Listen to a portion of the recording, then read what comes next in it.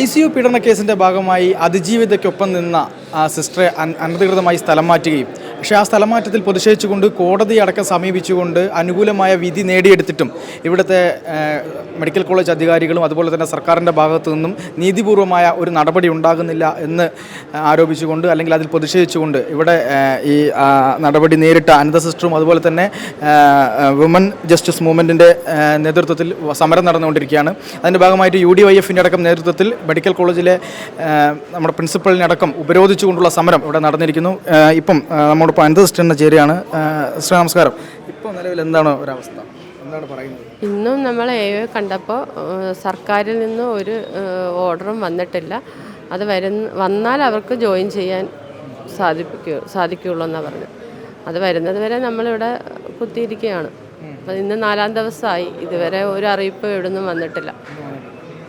ഇതുവരെ സർക്കാരിൻ്റെ ഭാഗത്തുനിന്നോ അല്ലെങ്കിൽ അധികാരികളുടെ ഭാഗത്തുനിന്നോ ഇത് കണ്ടതായിട്ടുള്ളൊരു അവരെ നടിക്കുന്നില്ല.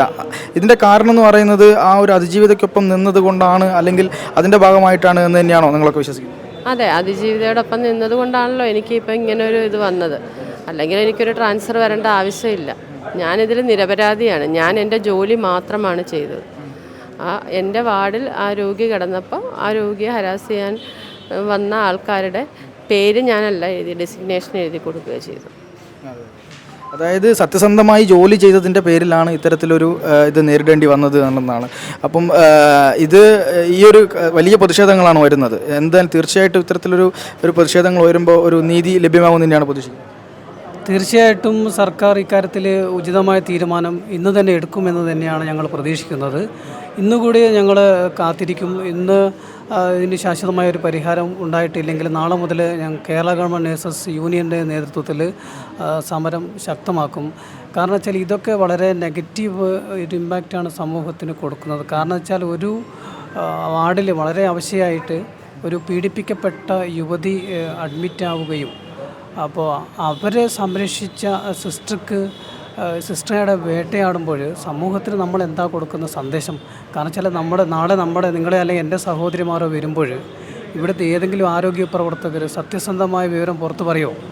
സത്യസന്ധമായ വിവരം പുറത്തു പറഞ്ഞു കഴിഞ്ഞാൽ ഇതാണ് അനുഭവം എന്നൊരു സന്ദേശമല്ലേ കൊടുക്കുന്നത്.